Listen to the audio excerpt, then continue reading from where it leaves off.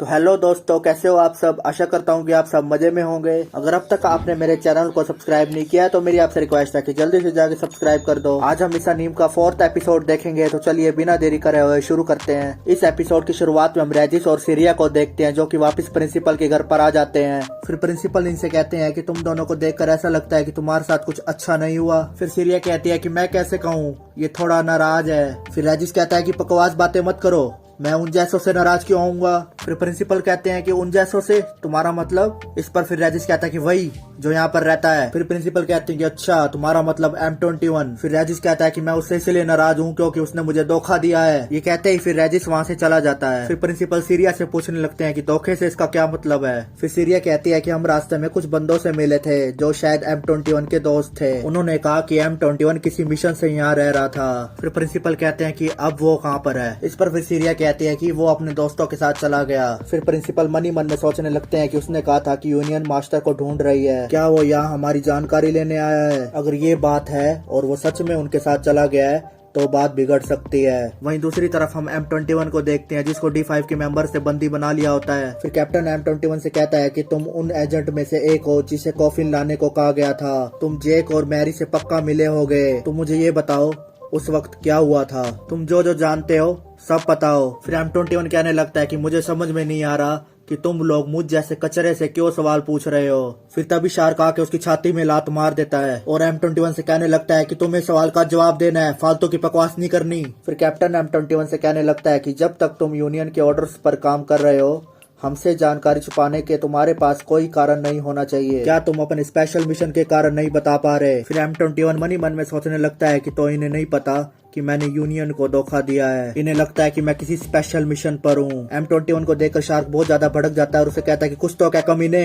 इसके बाद फिर वो M21 को लातों पर लात मारने लगता है। फिर कैप्टन M21 से कहते हैं कि मैं तुम्हें थोड़ा सोचने के लिए समय देता हूँ, इसलिए मुझे सच सच बता देना। इसके बाद हम देखते हैं कि D5 का एक मेंबर टोक्यो M21 को पानी की बोतल देने लगता है। टोक्यो M21 से कहता है कि पियो इसे, चिंता मत करो, इसमें कुछ नहीं है। अगर तुम्हें विश्वास ना हो तो पहले मैं पी लेता हूँ इसे। इस पर फिर M21 कहने लगता है कि तुम क्यों चिंता कर रहे हो। फिर टोक्यो कहता है कि मुझे बस अपने साथी एजेंट का ऐसा हाल अच्छा नहीं लग रहा। इसके बाद फिर M21 कहता है कि ठीक है, मैं कोऑपरेट करूंगा, लेकिन मेरी एक कंडीशन है। कुछ है जो मैं भी जानना चाहता हूँ। मैं चाहता हूँ कि तुम लोग उस बात का पता लगाओ। इस पर फिर कैप्टन कहते हैं कि तुम क्या जानना चाहते हो। इस पर फिर शार्क कैप्टन से कहता है कि आप इसकी कंडीशन क्यों मान रहे हो। फिर कैप्टन शार्क से कहते हैं कि तुम एक बार चुप रहो। खैर M21, तुम बताओ तुम क्या जानना चाहते हो। इस पर फिर M21 कहता है कि मैं बाकी एक्सपेरिमेंटल सब्जेक्ट्स जो कि मेरे दोस्त हैं, मैं उन सब की जानकारी चाहता हूँ। इस पर फिर कैप्टन कहता है कि माफ करना, मैं ये सब नहीं जानता, हमारे पास ये इंफॉर्मेशन नहीं है। फिर M21 टाओ की तरफ देख के कहता है कि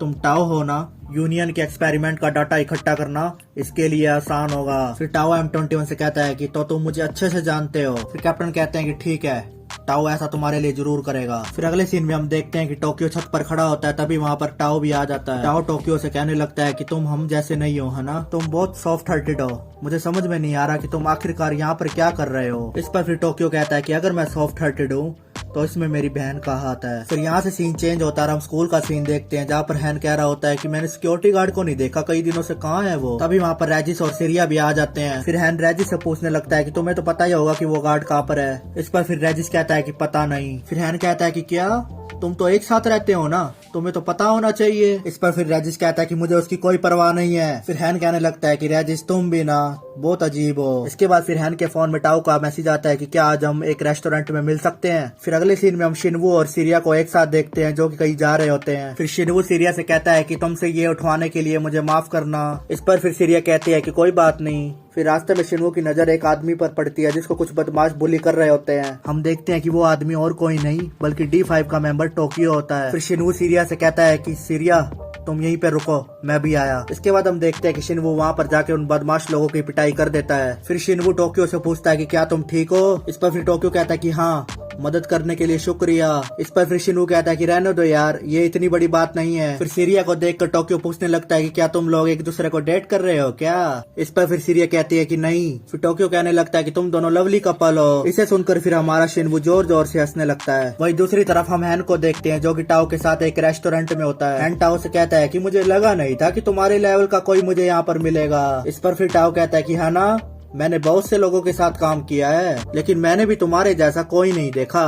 मुझे महसूस हुआ कि तुम भी बिल्कुल मेरी तरह हो, इसलिए मुझे तुमसे मिलना था। टाओ कहता है कि मुझे लगा कि तुम मेरे अंदर के खालीपन को समझ पाओगे। इसे सुनकर फिर हैन कहता है कि खालीपन? इस पर फिर टाओ कहता है कि एक एहसास जो एक जैसे ही दो लोग समझ पाए, बिल्कुल तुम्हारी और मेरी तरह। वो एहसास जब लोग तुम्हारे टैलेंट की कदर नहीं करते और तुम्हारी बेइज्जती करते हैं। मैं उन लोगों से घिरा हुआ हूँ जो मुझे ऑर्डर देने के अलावा कुछ नहीं करते। इस पर फिर हैन शिनवू को याद करके कहता है कि हाँ, मैं भी समझ सकता हूँ। टोक्यो कहता है कि तुम्हारे और मेरे जैसे टैलेंटेड लोग हमेशा थके रहते हैं। इस पर फिर हैन कहता है कि हाँ ठीक कहा। हैन टाओ से कहता है कि बॉस, तुम तब भी काफी जबरदस्त हो। इस पर फिर टाओ कहता है कि हैं बॉस? इस पर फिर हैन कहता है कि माफ करना, मैं पहले ऐसे किसी से नहीं मिला जिसकी मैं इतनी इज्जत कर सकूं। तुम्हें इस नाम से कोई दिक्कत तो नहीं है ना? इस पर फिर टाओ कहता है कि नहीं, कोई दिक्कत नहीं है। वहीं दूसरी तरफ हम इन तीनों को देखते हैं जो कि एक साथ रोड पर चल रहे होते हैं। टोक्यो पूछता है कि क्या तुम दोनों स्टूडेंट्स हो? फिर शिनवू कहता है कि हाँ, हम हाई स्कूल स्टूडेंट हैं। फिर टोक्यो कहता है कि तुम दोनों को देखकर मुझे मेरी छोटी बहन की याद आ गई।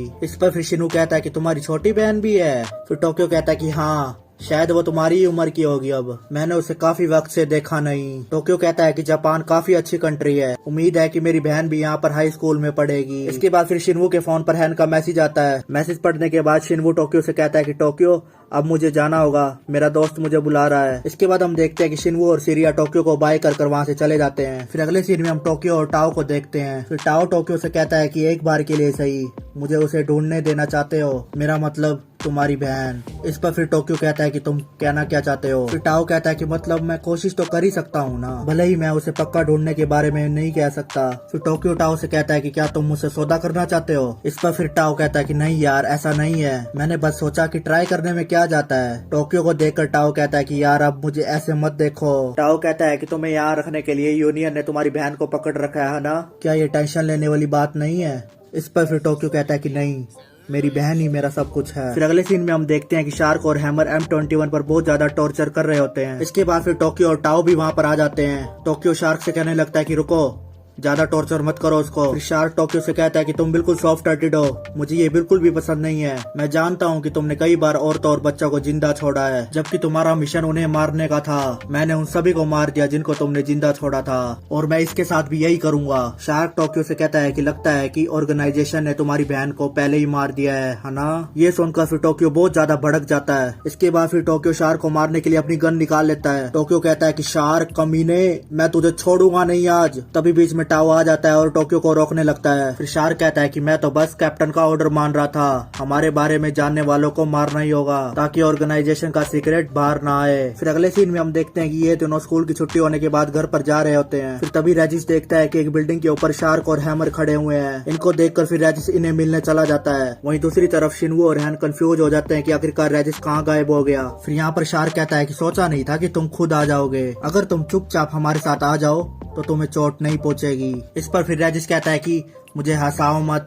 इसे सुनकर फिर शार्क भड़क जाता है और अपना चाकू उसकी तरफ फेंक देता है, लेकिन रेजिस बड़ी आसानी से उस चाकू को अपने हाथ से पकड़ लेता है। ये देखकर फिर शार्क कहता है कि मुझे लगा ही था कि तुम एक आम इंसान नहीं हो। इस पर फिर रेजिस कहता है कि तुम जैसे कमजोर लोग मेरा क्या कर लोगे। ये सुनकर फिर शार्क बहुत ज्यादा भड़क जाता है और रेजिस को मारने के लिए आगे बढ़ने लगता है, लेकिन शार्क रेजिस के आगे बिल्कुल भी नहीं टिक पाता। इसके बाद फिर हैमर शार्क को एक कैप्सूल दे देता है, जिसे खाकर शार्क बहुत ज्यादा ताकतवर हो जाता है। इतना पावरफुल होने के बाद शार्क रेजिस को मारने के लिए आगे बढ़ने लगता है। शार्क को देखकर फिर रेजिस अपनी पावर का इस्तेमाल करने लगता है, लेकिन उस पर कुछ इफेक्ट नहीं पड़ता। शार्क रेजिस से कहता है कि तुम्हारी पावर अब और काम नहीं करेगी, हार मान लो अब, वरना तुम मारे जाओगे। इसके बाद हम देखते हैं कि रेजिस शार्क पर पीछे से अटैक कर देता है। रेजिस शार्क को पीछे से बहुत ज्यादा जोर से मुक्का मार देता है। इस पर फिर शार्क कहता है कि क्या ये सपना है, ये कमीना स्पीड और पावर दोनों में मुझसे आगे है। तभी हम देखते हैं कि हैमर शिनवू और हैन को किडनैप करके वहाँ पर ले आता है। हैमर रेजिस से कहता है कि अगर तुम नहीं चाहते कि तुम्हारे दोस्तों को चोट आए तो जैसा हम कह रहे हैं वैसा करो। इसे देखकर फिर रेजिस बहुत ज्यादा नर्वस हो जाता है। फिर अगले सीन में हम देखते हैं कि शार्क इन तीनों को वहीं पर ले आता है जहाँ पर M21 किडनैप है। शार्क अपने मेंबर्स के लोगों से कहता है कि देखो